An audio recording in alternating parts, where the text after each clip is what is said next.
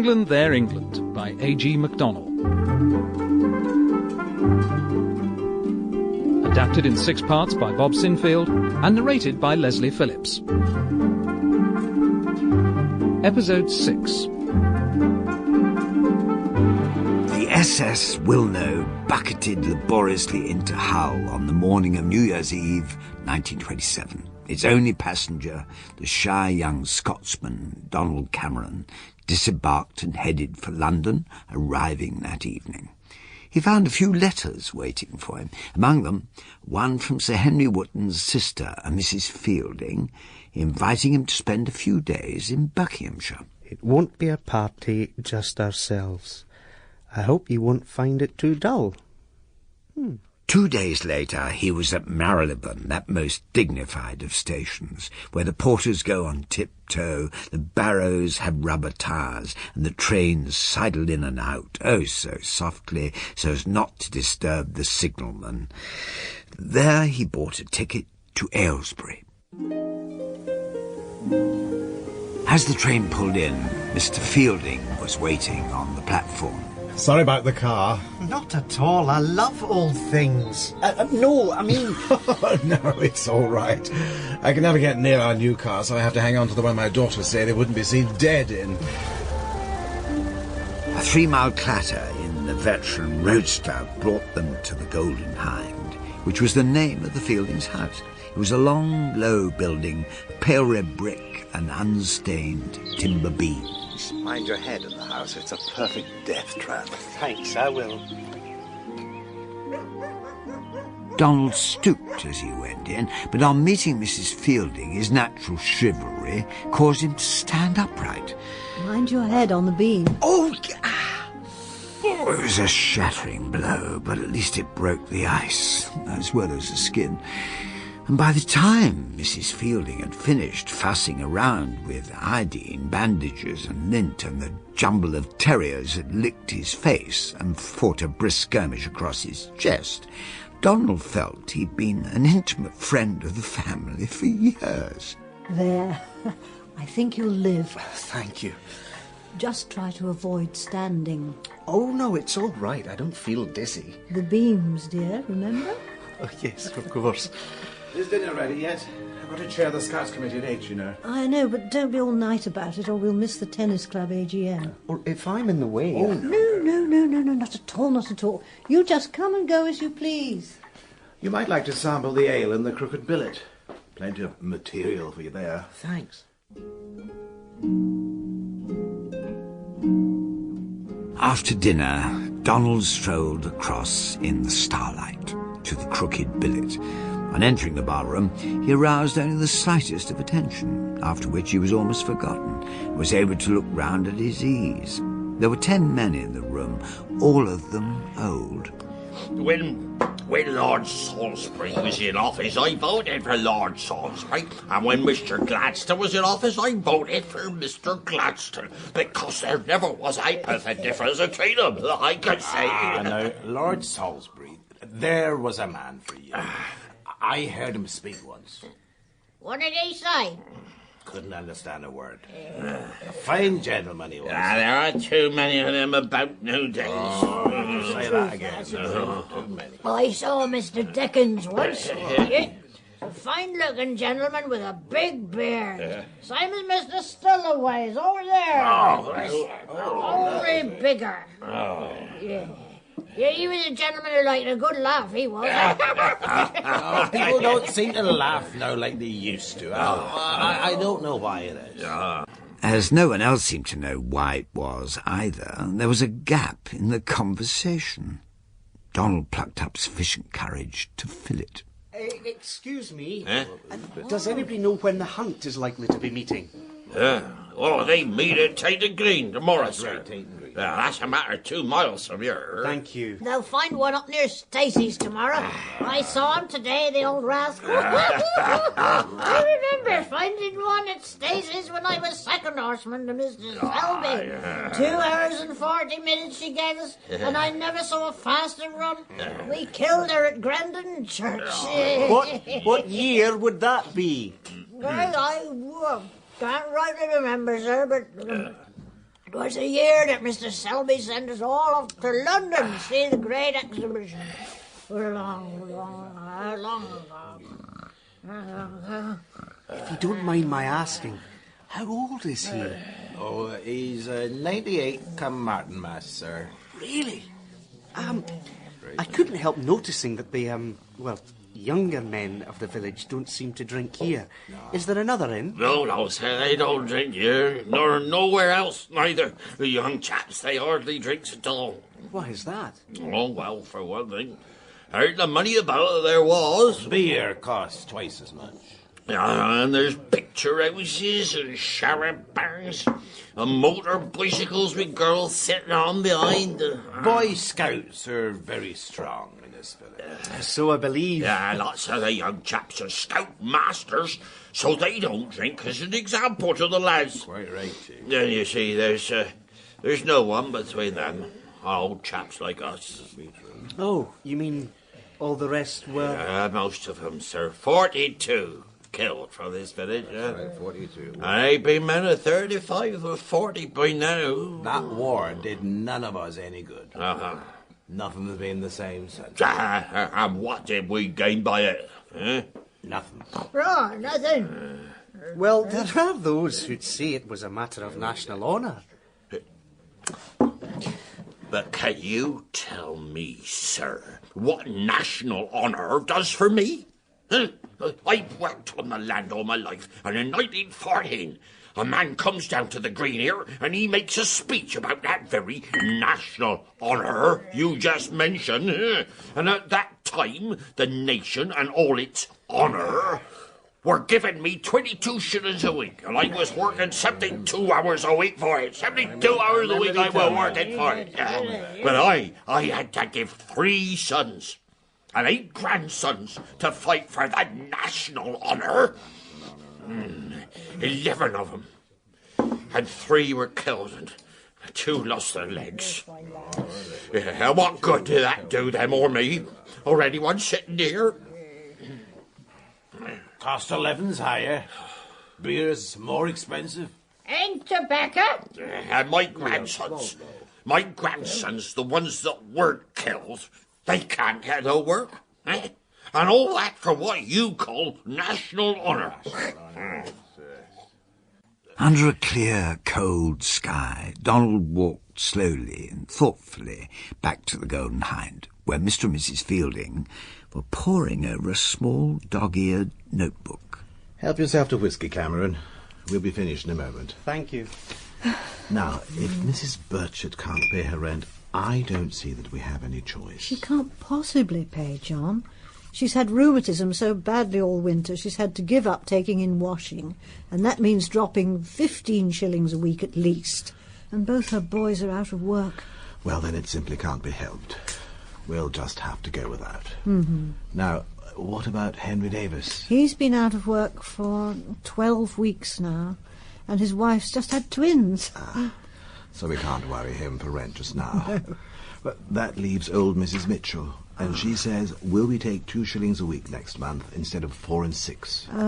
Well, what's the trouble there, Florence? Young Mitchell's been in trouble again. Oh, damn that boy. And whereabouts this time? Bristol. A maidservant, as usual. She's got an order against him and he didn't pay, so now he's in prison. Oh, I'd like to get that young blackguard up before mid-quarter sessions. No. Well, all right. We'll bring Mrs. Mitchell down to 2 shillings. Now, Florence, is that all? We've been neglecting Mr. Cameron scandalously. Oh, no, I've been enjoying myself enormously. I was a farmer once myself. Oh. But it was a different sort of farming to all this. You don't look like a farmer, Mr. Cameron. I've tried very hard to get rid of the traces. Oh, why? Didn't you like farming? We adore living on the land. But what a different land. Where I farmed, the soil was poor and the stones were plentiful. Here, you've got colour, you've got fruit blossom, and you've been here such a long time. You're settled and cosy. I've been over just now in the Crooked Billet, listening to your old men talking. One of them had seen Dickens. We haven't anything like that in Scotland. Oh, you've got other things to be proud of. Of course we have, lots of them. But somehow all this down here makes Scotland seem rather disjointed. You were such bloodthirsty ruffians, that was your trouble. Always scrapping. We've been too busy making money for all that. Nation of shopkeepers, eh? No, you are the most unpractical race in the world. Oh, come, Mr. Cameron. You can't possibly defend that statement. Yes, Cameron, that's going a bit too far. If there's one thing we are good at, it's money-making and business. Well, I sometimes think we overdo it a bit and drive bargains that are too hard. I couldn't help overhearing that you were preparing to drive some pretty hard bargains with your tenants just now. Well, that's a different story altogether. One or two of them have had a bit of hard luck lately, and, well, one can't shylock the poor devils. But when it comes to a business deal, I flatter myself I'm as good a man as my neighbours. Perhaps that's because they're all English. Mr. Cameron, you left your Tess of the D'Urbervilles on the hall table. No, that's not mine. No? That's funny. I hadn't seen it before. Perhaps it belongs to one of the girls, eh, John? No. Matter of fact, I picked it up today. It's a first edition, dear. Quite valuable. I can see it's a first edition, dear. Where did you find it? In Aylesbury? Not exactly. More sort of here. Oh, John, the vicar's been at you again. How much did you give him? Well, my dear, he does have 7 children. And what good's a first edition to him? How much did you give him? It is in perfect preservation. £300? As a matter of fact... John, if you want to keep that sort of thing from me, you shouldn't use my chequebook. Well, there we are, Cameron. I'm afraid I drove a pretty hard bargain with the vicar. But after all, business is business. Yes, and considering the market value of a Tess first edition is probably no more than £50... Oh, nonsense. It's a first-class investment. I won't have it said that the English are bad businessmen. Say when, Cameron. Say when.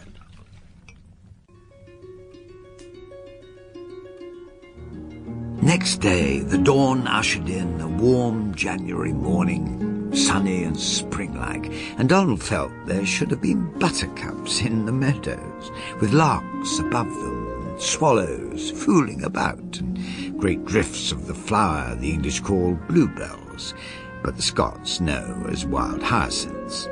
As he walked across Tainton Green, there came a point where no buildings were visible. There was no sign of human life. At last, he was in the heart of rural England. He'd just begun to daydream about five-bar gates and plodding ploughmen when... Hey, you! When you finished sleeping in the middle of the road, where the devil's Tainton Green? I imagine it's straight on, but I'm afraid... God, another bloody stranger. Tainton Green looked as if a celestial town planner had scattered Tudor cottages out of a pepper pot, and then as an afterthought had flung down a handful of rather large Queen Anne houses. But Donald did no more than glance at the architecture. His attention was concentrated on the most famous of all English sporting spectacles, the meet of a pack of foxhounds. Punctually at 11 o'clock, the whole fox-killing apparatus moved off sedately towards a wood outside the village. Donald strained his eyes till the last scarlet pinhead had vanished behind the horizon of dark woods, leaving an empty landscape of dull greys, browns and greens. The splendour had gone.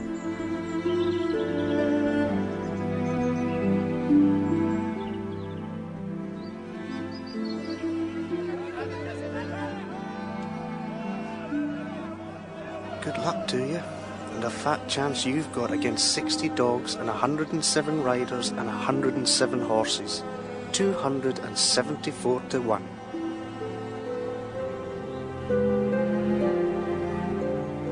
He moved down the road to get out of the way of the pursuing angels, so nobly bent on saving the countryside from vermin. There was a halt at the edge of the coppice, for the fox had gone to ground. He had outrun all 274 of them. but they had the last laugh thanks to the consignment of spades and a couple of terriers. After all, to deprive 60 dogs of the midday meal they'd so bravely earned would be an act of callous cruelty to dumb animals, and no Englishman could ever be guilty of that.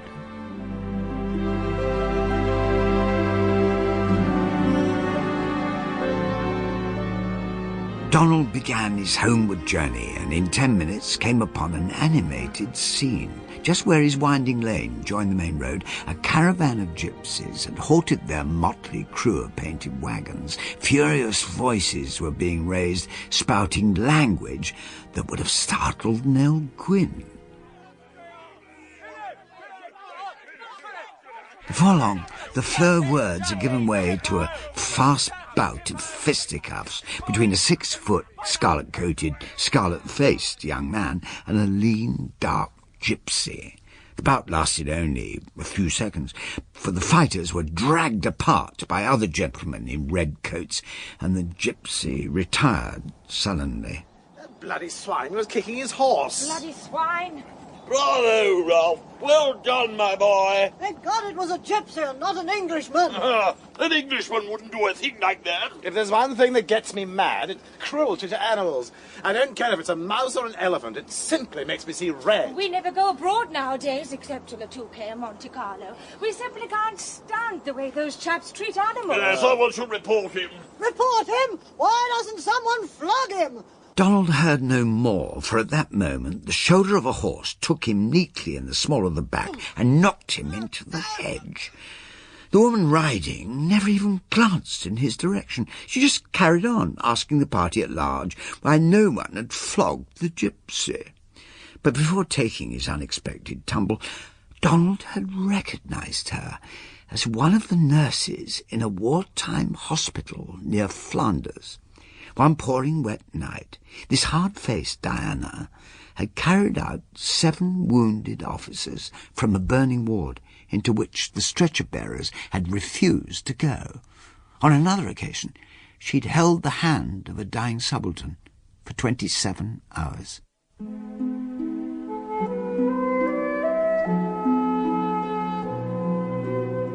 On Monday morning, another meandering train crept stealthily towards Marylebone, with Donald among its passengers. On the journey, he read in the Times that the second fox had completely let down the North Buck's hunt. The wretched creature had nipped off at a great rate and dived down a hole, from which not even the valiant terriers could extract him. He was, as the Times said, a bad fox.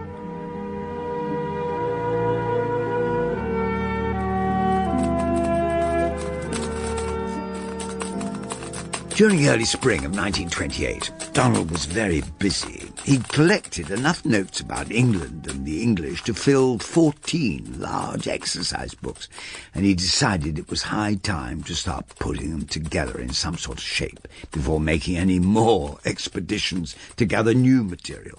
But the evenings were kept completely free from work, so he was still at liberty to attend functions, like the one at the Hotel Josephine, thrown by the exquisite film actress Esmeralda D'Avenant. Esmeralda, in her usual lavish style, had engaged the half-dozen ballrooms for her party. Donald arrived at about 11:30 and found his hostess in the supper room, superbly beautiful as ever. I must have the next dance but 2, and the 2 after that, Donald. I need to talk to you. Look, I had other thoughts. Sorry, darlings, I adore you all, but business is business. Well, that will be a delight. Won't it? The fatal kindliness of Donald's friend, Mad Tommy Huggins, once more overtaken him, for it was Huggins who had spread the absurd notion that the boy was a Hollywood mogul. Donald felt despairingly that when Esmeralda finally discovered the truth, she might express her annoyance with extreme measures, and he was very anxious to avoid a quick hook to the jawline from her alabaster, yet undeniably muscular, right arm. With this thought in mind, he fled in anguish to the roof garden and looked out over Park Lane. An interval of at least 45 minutes elapsed before he realised with a gasp that the next dance but two, and probably the next two after that, were long since finished. Roof garden had begun to fill up with people he knew, and the smell of sausages and bacon began to drift towards him. He'd just begun a futile attempt to lose himself in the crowd when... Oh, there you are. Look, I'm really... You know what you've just done? I can explain. You've just won me £200. How? I bet Snarks Muggleston and Tony Spratt that you'd cut my 3 dances. And they were so sure of my S.A. They jumped at it. So I've won all round. A compliment and £200 from them, and another slap in the face from you. Oh, I didn't mean to... I think you're fascinating. Esmeralda, what ho! No. Cameron, what ho! Huggins, what ho! Excuse me, Esmeralda. Huggins, come with me. Cameron, I didn't know you knew Esmeralda. The finest of ladies that ever played the soubrette in the musical version of Hamlet. Lunatic, of course I know Mr. Cameron.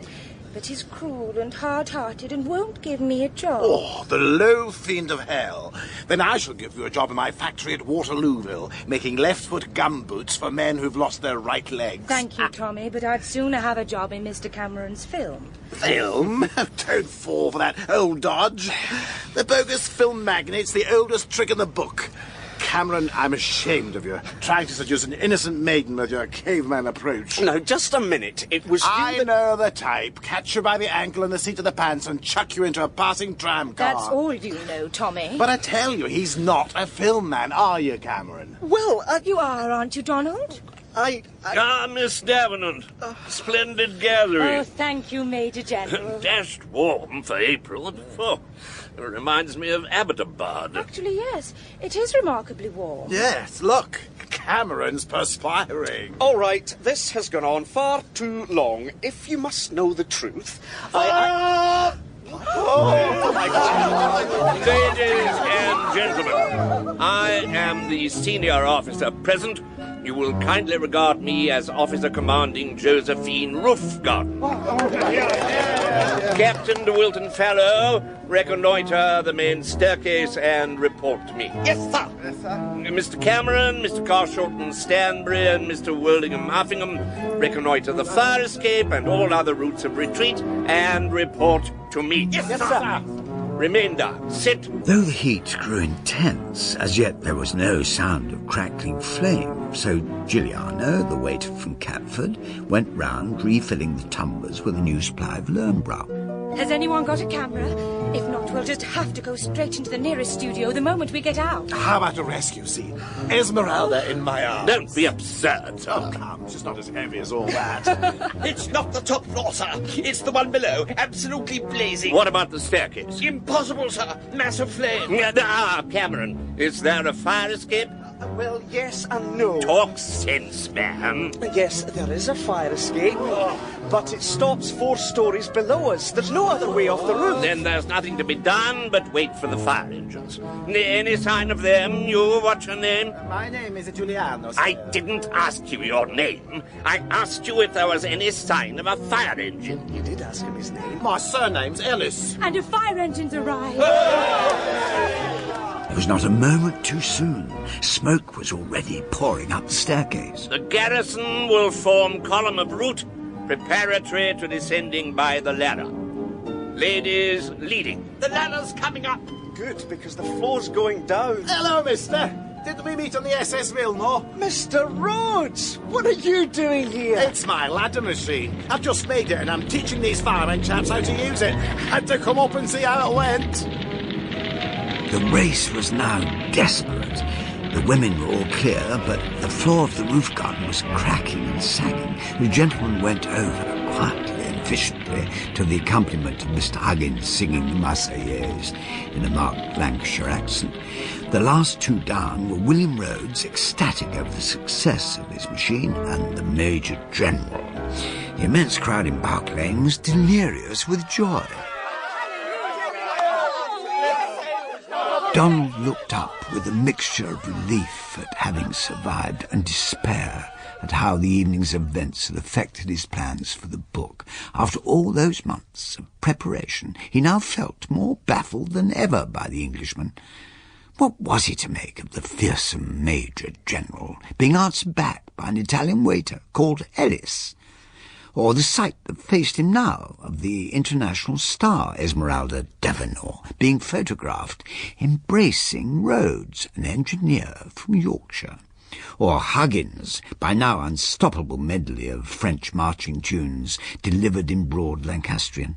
Concluding that he set himself a lifelong task, that the book would never be finished until he was, Donald inadvertently became the elusive, typical Englishman he sought, by walking away from the scene of the disaster in search of a cup of tea.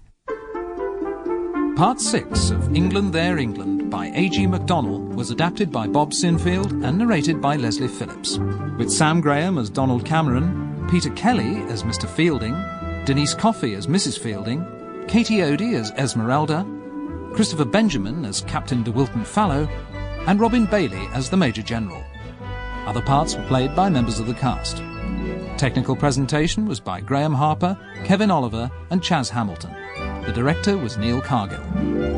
England There England is a Splice of Life production for BBC Radio 2.